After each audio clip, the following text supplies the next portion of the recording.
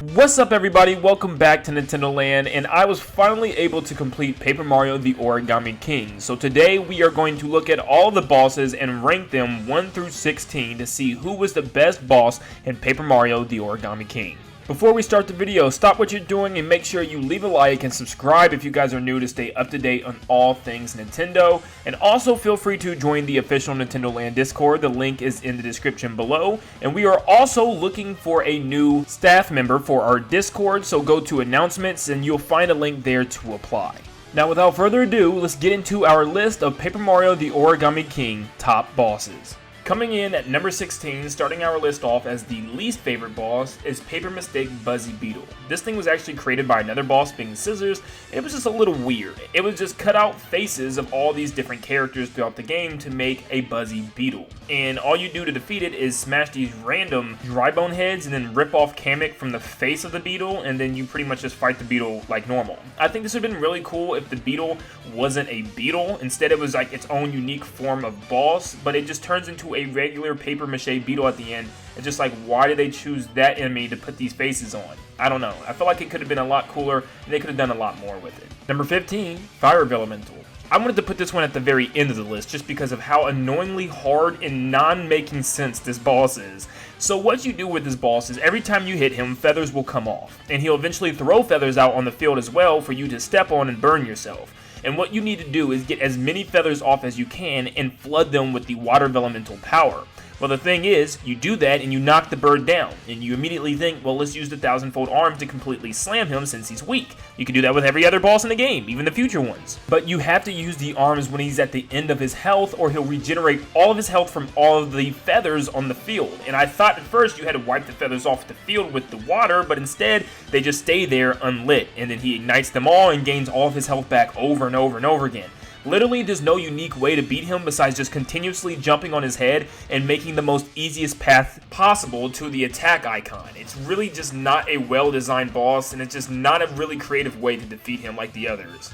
Next up, Macho Pokey. This one was just another overworld paper mache battle where you just fought a giant Pokey, and it played just similarly to how every Pokey in every Mario game does. You hit different parts of his body until all of his segments are gone with nothing left but his head. And then his head will come up out of the ground and it will flip over but sink, so you have to hurry up, jump on top of the piece, and hit the sticker, and then you're good to go. It's not an incredibly hard boss, and it really isn't that interesting, so it does make its way to the bottom of the list. Sumo Bro worked as a mini-boss since we were out of the Vellumentals at this point in the game, and he really wasn't too terrible, but it was a very bland boss at that. All you had to do was pretty much find the Vellumental power that you wanted from the Sumo Bro on the ground, and defeat him and use that power to completely bring havoc on the boss. One fire Vellumental attack will completely incinerate all of the enemies on stage, which means it's a completely easy fight once you get it. I haven't tried the other Vellumental powers out instantly. I just said let's go fire instead of water, and it obviously worked for my benefit. So it's not a hard boss, it really takes no time at all, and it just wasn't that creative. The goal of Water VELLUMENTAL was to avoid the water whirls and also find a way to attack him and bring him from the sky, which was just with jumps. You'd want to jump, attack him, and then hit him with your hammer if you have 2 attacks lined up. But your goal is to make sure that those water whirlwinds don't actually come through and wipe off all your tiles. That was the key thing in remembering here. If you made a mistake, it would wipe off your path and then you would have nowhere to go. That was the only problem I had with the boss, but besides that, I was good to go. Making your way to the Earth Vellumental, you would raise Mario up and safely keep him away from the rising waters, the giant attack from the Water Vellumental, making him extremely weak, allowing you to completely wail on him with the 1,000-fold arm. It wasn't an amazing boss, but it wasn't a terrible one either. Macho Gooper Blooper was the first overworld paper mache boss that we had, and it played just like almost every Gooper Blooper from every Mario game, but I still had a lot of fun with it. He came up on the boat, and it was your job to knock the ollie stickers off of his tentacles, and you would have to keep doing this multiple times while also jumping over his waves that he would produce with his tentacles. After that, he would jump on the stage, and very similar to Mario Sunshine, your goal is to go up and hit him. Unlike that game though, you don't pull and hit his mouth, instead you hit the sticker on his left eye and continue to do this over and over and over again until eventually he pops open. While he shoots ink at you that can be slippery and really sticky, and he can try to hit you with a lot of waves that he produces himself. We now get into our first Legion of Stationary boss, being the stapler. And the stapler is actually at the very end of the game because you find out, spoiler alerts, that he is the one actually making everybody into origami. You can kind of tell that from the beginning from his shadow in the dungeon of Peach's castle, but nevertheless, he is not an extremely hard boss. Simply just dodge. That's going to be your main goal here because you have to wait for him to waste all of his staplers, which is a multi-hit attack that hits for a while. Your goal is to wait for him to waste all of his staples. You can kind of speed up the process by jumping on him, which will waste 4 staples, and if you hit him with your hammer, it'll only waste 1. But when he wastes all his staples by throwing them at you, he will have to open his stapler up for a refill, and that's when you go in with the big guns. Using the 1000-fold arm, you can really go crazy on him, and he'll do this 3 times reloading different staplers. He has regular staplers, red staplers, and even gold ones, and when they're all run out, and eventually at the end, you can actually crack him open, and it's like you're breaking his back. It's a weird, crazy thing they threw in there, but I love it. Next up, we have Anaconda, and this one was very creepy. It gave me straight Zelda floor or wall master vibes, where those hands grab Link and take him to the beginning of the dungeon. Well, this thing grabs all of your partners and eventually grabs Olivia, and you have to pretty much save her from the battle. And the only way to do that, and I mean the only way, is to go up to him and hit him with your hammer. If you try anything else, he'll stop it. If you try to jump, he'll grab Mario and throw him back. If you try to throw a hammer, he'll catch it and throw it back. And if you want to use the 1000-fold arms, you have to save Olivia because it's the only way that you can activate the power. And once you save her, you can use the 1000-fold arms, but the match changes completely. You now have to go to a spot which is either rock, paper, or scissors, and you'll have a rock, paper, scissors battle with the hand, just like you did in Color Splash for the minigames, but this time is actually the real deal. It's a battle.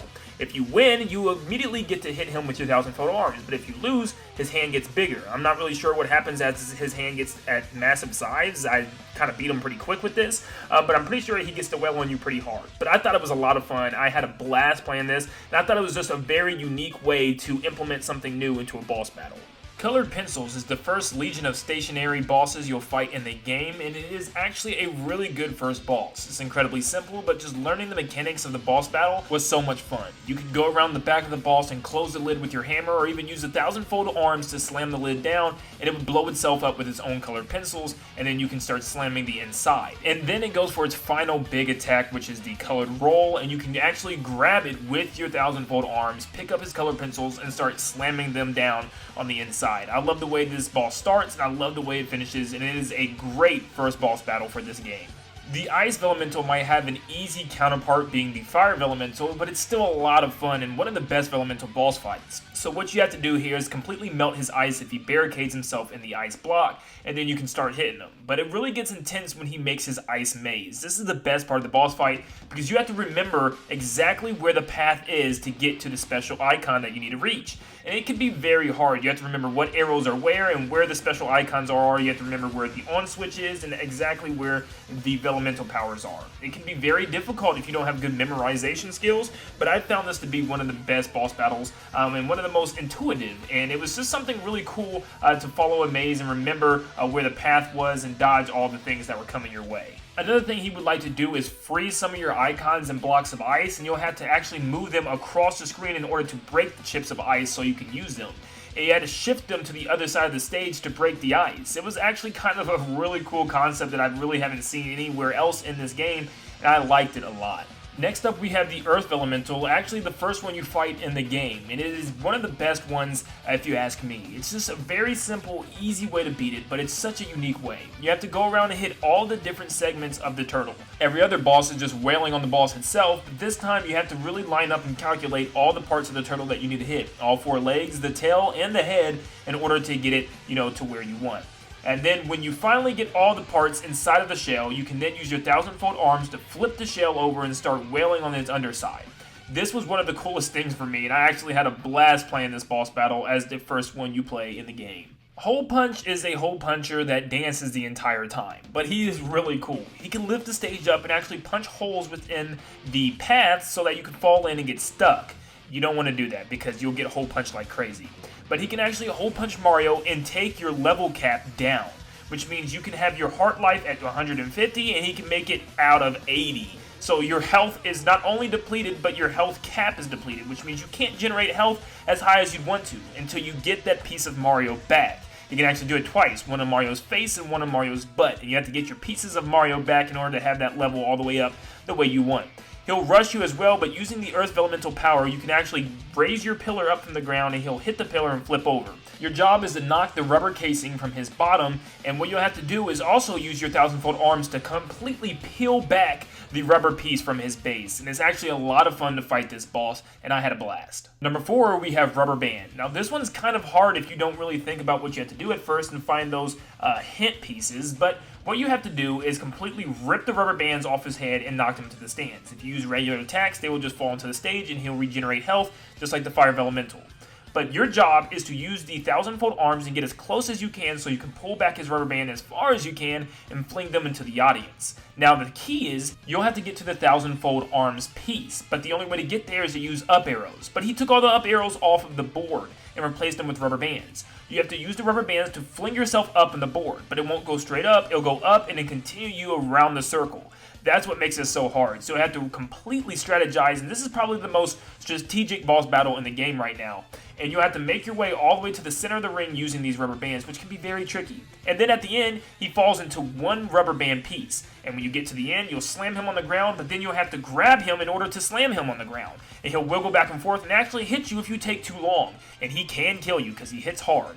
After that, you get to fling him in the stands and blow him up, and it's a great ending to a great boss battle. Now, number 3 on our list is King Ali. He wasn't quite good enough to make the top 2, but he was a really good, satisfying final boss, don't get me wrong there. There's lots of different segments and parts to this boss battle, but I'm going to start off with each one. First off, you'll fight all the Vellumentals over again, which is not actually the Vellumental fights, rather it's just you countering the Vellumental with your own attack of another Vellumental. So that's really it, it's just a big Pokemon battle. The second phase will have you battling in a weird fashion with a giant Origami Bowser. You'll be slapping the stage, moving the paper Bowser to push off King Ali off the circular platform while avoiding some of his own attacks. And then at the very end, you'll have to unscramble a giant puzzle, but this is the most interesting part. Even though the puzzle is extremely hard and you'll probably lose the first 3 to 4 times like I did, you'll finally get to see exactly how the boss ends, and it's actually a lot of fun doing the quick time events. Hurry up and pressing A at the right moments and dodging everything. It's a really cool action sequence, but as far as a total boss battle, I wish I actually got to fight Origami King Ali in an actual boss battle setting, just like the rest of the bosses, but instead it was a different take, and I just thought there should have been another phase where it was more of a normal boss battle. But overall, a really good ending to a really good game, and I don't have much problems. It just didn't really make the cut for the top 2.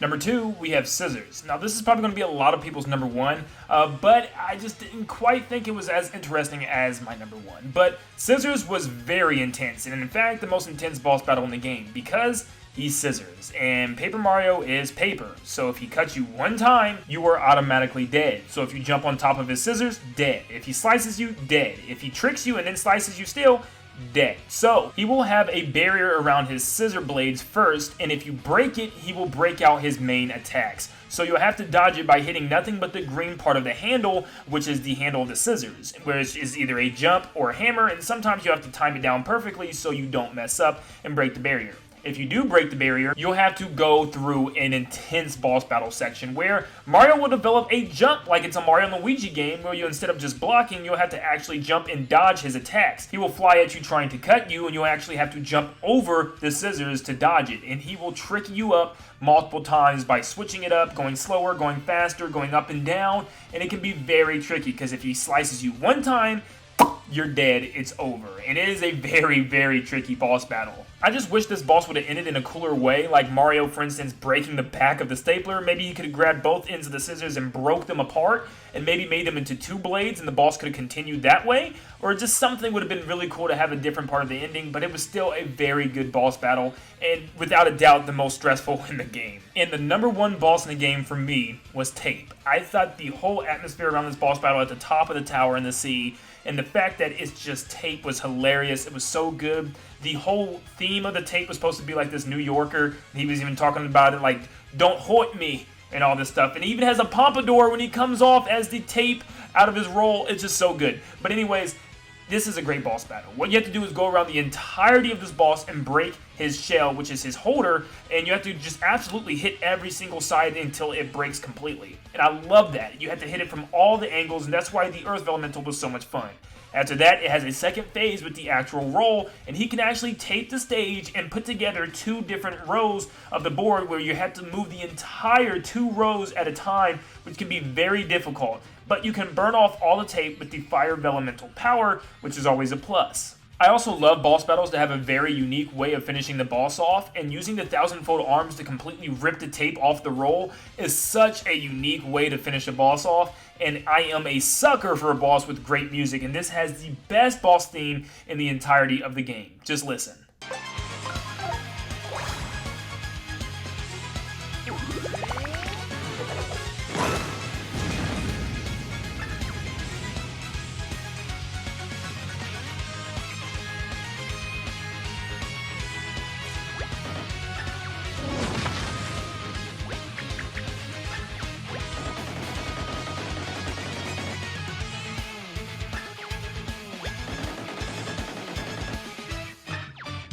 But guys, that is my list of the top 16 bosses in Paper Mario the Origami King ranked. Thank you guys so much for tuning in today. Like I said, if you enjoyed today's video, make sure you leave a like and subscribe if you guys are new. And remember, if you want to be an official partner and join us on the Discord as a staff member, remember that everything is in a link in the description below, and there you can find everything under announcements. But thank you guys so much for tuning in, and like always, I'll see you in the next one. See you guys.